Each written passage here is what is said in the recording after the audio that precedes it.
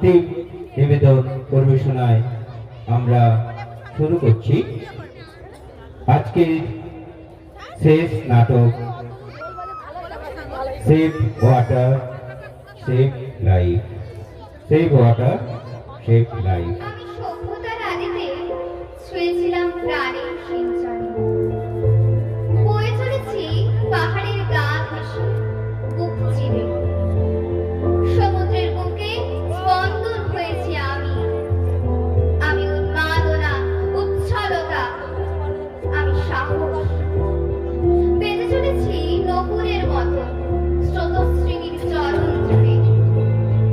সুর তুলে হেঁটে চলেছে শস্য শ্যামলার সবুজ বুকে। সভ্যতার মুখে অন্ন তুলে দিই গভীর মমতায়।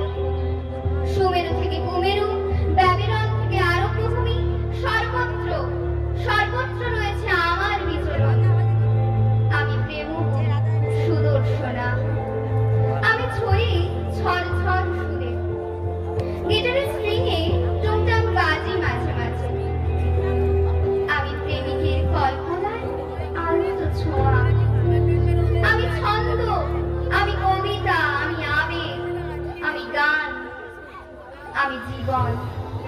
হ্যাঁ হ্যাঁ, আমার নাম জীবন। আমি বয়ে চলেছি সমস্ত প্রাণে। আমি বেঁচে থাকার গান, আমি অমৃত সুধা, আমি রত্ন, আমার তুলনা আমি নিজেই, আমি অনন্য।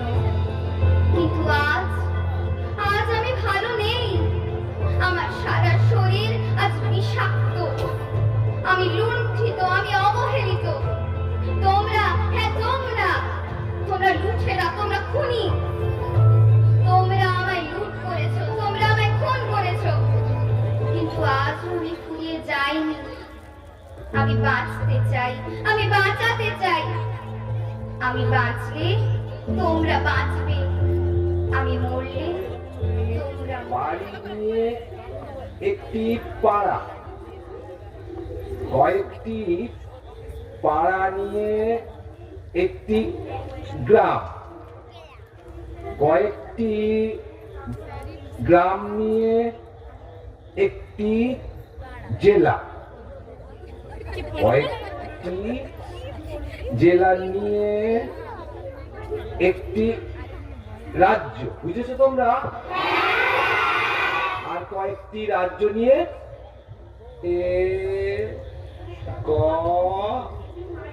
টয় হস্যি দয় একার তালিবস্য দেশ। এবার তোমরা বুঝতে পারলে তো দেশ কিভাবে গঠন হয়? আচ্ছা, আসবো স্যার। হ্যাঁ দাঁড়াও। কি ব্যাপার অভি, আজকাল প্রায়ই তোমার স্কুলে আসতে দেরি হচ্ছে, কি হয়েছে তোমার? স্যার আমি তো ঠিক সময় বাড়ি থেকে বেরোই, কিন্তু রাস্তায় দেরি হয়ে যায়। কি রাস্তায় দেরি হয়ে যায়? কি করো তুমি রাস্তায়? সত্যি কথা বলেছি স্যার, আমি কাউকে না সত্যি কথা বলে যাবে না। কি হল, চুপ করে আছো কেন? বলো তুমি কি করো রাস্তায়? হ্যাঁ স্যার, রাস্তায় বেরোলেই না আমার বারবার পায়খানা পেয়ে যায়। আহা, চুপ করো চুপ করো তোমরা। আজকে সবাই জানতে পারলো যে দেশ কিভাবে গঠন, শুধু তুমিই জানলে না। আমি জানি স্যার। জানো? আচ্ছা আচ্ছা, বলো তো দেশ কিভাবে গঠন হয়? কয়েকটি বাড়ি নিয়ে একটি পাড়া, কয়েকটি পাড়া নিয়ে একটি গ্রাম, কয়েকটি গ্রাম নিয়ে একটি জেলা, কয়েকটি জেলা নিয়ে একটি রাজ্য, কয়েকটি রাজ্য নিয়ে একটি দেশ। বেশ, ঠিক আছে ঠিক আছে। শোনো, কাল থেকে সকালে উঠে ভালো করে পটি করলে দেখবে রাস্তায় এক পটি পাবে, ঠিক আছে? ঠিক আছে। যাও গিয়ে বসো, যাও। যাই হোক, তোমরা সকলেই জেনে গেলে যে দেশ কিভাবে গঠন হয়। এইবার আমি তোমাদের যে জিনিসটা শেখাবো তা হলো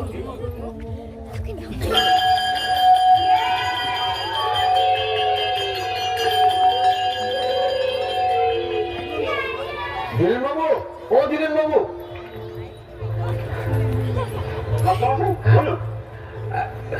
বলছি হ্যাঁ, অভির কি কোনো রকম শারীরিক সমস্যা হয়েছে? অভির শারীরিক সমস্যা এরকম তো কিছু হয়নি। আরে ও তো প্রতিদিনের মতো আজও সকালে ঘুম থেকে উঠে বাথরুমে গিয়ে ফ্রেশ হয়ে পড়াশোনা করে স্নান খাওয়া দাওয়া করে স্কুলে বেরিয়ে গেল। হ্যাঁ, ব্যাপারটা কেমন হলো?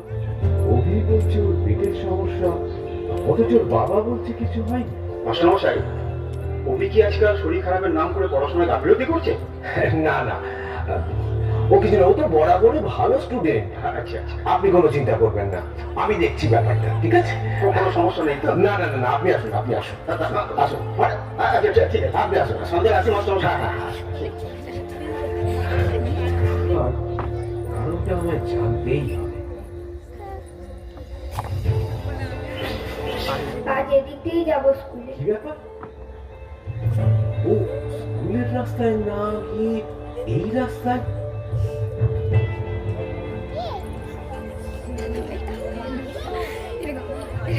আজ আমার জানতেই হবে ওই দেরি করে স্কুলে আসার কারণ। হ্যাঁ,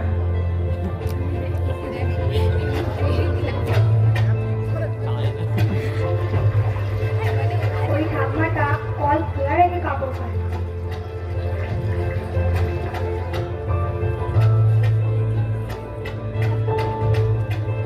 এই ছেলে, কলটা বন্ধ করলে কেন, হ্যাঁ? যত সব আপদ। কল খোলা রেখে কাপড় কাচলে জল নষ্ট হয় ঠাম্মা। কোথা থেকে এসেছে কে জানে? দিচ্ছে আমাকে। পয়সা পয়সা, কলটা না পয়সা দিয়ে এনেছি, বুঝেছো? কলটা তো তোমার পয়সায়, কিন্তু জলটা ওটা তো প্রকৃতি। খোলো খোলো, কলটা খোলো। এইভাবে জল নষ্ট করলে একদিন আমরা সবাই জল না পেয়ে মারা যাবো। ও, তাই বুঝি? হ্যাঁ ঠাম্মা, তুমি এক কাজ করো, একটা বালতি এনে তাতে জল ভরে কাপড় কাচো। বালতির জল শেষ হলে আবার ভরো, এতে তোমার কাপড় কাচাও হবে আর জলও নষ্ট হবে না। আচ্ছা আচ্ছা, ঠিক আছে, আমি এক্ষুনি বালতি এনে কাপড় কাচ্ছি। এরকম ভুল আর কখনো হবে না। ঠিক আছে? হ্যাঁ ঠাম্মা, তুমিও জল নষ্ট করবে না আর অপরকে বারণ করবে। আচ্ছা বাবা, ঠিক আছে। আমি তাহলে যাই ঠাম্মা। যাও বাবা। আসছি। এসো এসো। অভি,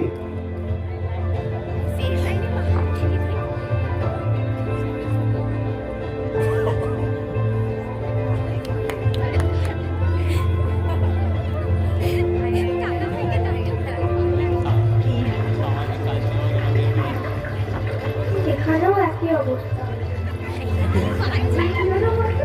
আমি তো ছাতা দিয়ে দিয়েছি, আমি তো পড়ে গেছি। দিদি ভাই, ওই বালতিটা কার? আমার কেন?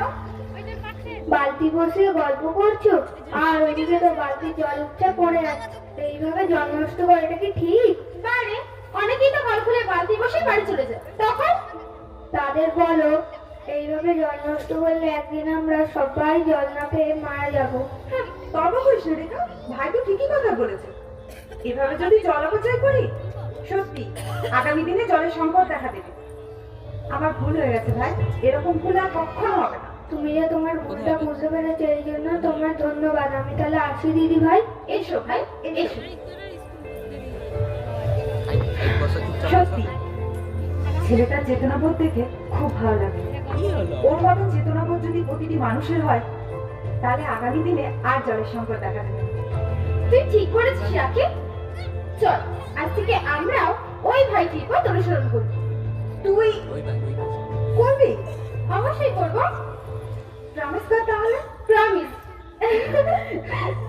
জল সুন্দর সমাজ গড়ি, জলের অপচয় বন্ধ করি। ঠিক আছে, বুঝতে পারলে তোমরা? এই যে আজকে আবার দেরি হয়ে গেছে। আসবো স্যার। আজও তো মিথ্যে। স্যার, আজও পেটটা ব্যথা ব্যথা করছিল, তাই রাস্তা। নাও, আজ আর মিথ্যে বলে নিজেকে অসম্মান করো না অভি। মাস্টার হয়ে আমি তোমায় যে শিক্ষা দিতে পারিনি, আজ ছাত্র হয়ে তুমি আজ আমায় সেই শিক্ষাই দিলে। তোমার এই কর্মকাণ্ডে শুধু তুমি একা না, আমরা সবাই রয়েছি তোমার সাথে।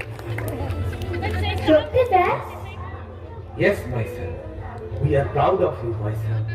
We are proud of you. Go ahead.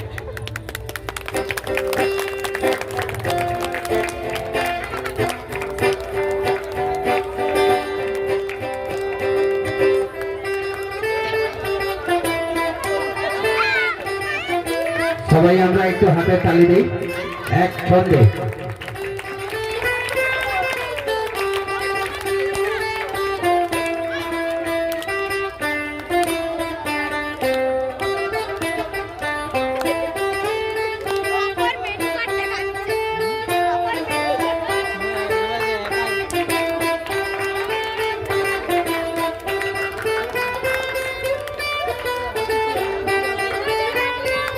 আর নয় অপচয়, জল সংরক্ষণ করতেই হবে, এই নিয়ে আমরা প্রতিজ্ঞা। আমরা এখনো অতি সৌভাগ্যবান যে পানি পেতে শুধু একটা কল খুলতে হয়। তবে আপনার জন্য পৃথিবীর বাকি মানুষদের দৈনন্দিন জীবনের চিত্র তুলে ধরতে চাই। প্রতিদিন নারী কিশোরীরা সামষ্টিকভাবে 200 মিলিয়নেরও বেশি ঘন্টা ব্যয় করে শুধু বিশুদ্ধ পানি সংগ্রহ করতে। বিশ্বের 1/3 মানুষের কোনো স্বাস্থ্যসম্মত শৌচাগার নেই। গড়ে প্রতি 2 মিনিটে একটি 5 বছর বা তার কম বয়সী শিশু মারা যাচ্ছে পানিবাহিত রোগে। পানি যদি বর্তমান হারেই খরচ হতে থাকে, তবে 10 বছর পর পৃথিবীতে আমাদের প্রয়োজনের শুধুমাত্র 60% পানি থাকবে। এখন থেকে 20 বছর পর পৃথিবীর সকল মানুষের তৃষ্ণা মেটানোর পানিই থাকবে না। তারও 10 বছর পর 2050 সালে খরা কবলিত স্থলভূমির পরিমাণ দাঁড়াবে 5 গুণ। তীব্র পানি সংকটে পড়বে 5 বিলিয়নেরও বেশি মানুষ। তাই আসুন আজ হতে, এখন হতেই পানি ব্যবহারে সচেতন হই, অন্যকে সচেতন করে গড়ে তুলি।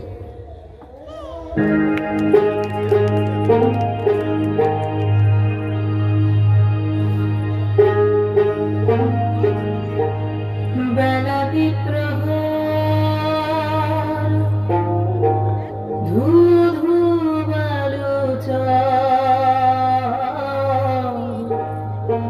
ধূপেতে কলিজা ফাটে পিয়াসে কাতর।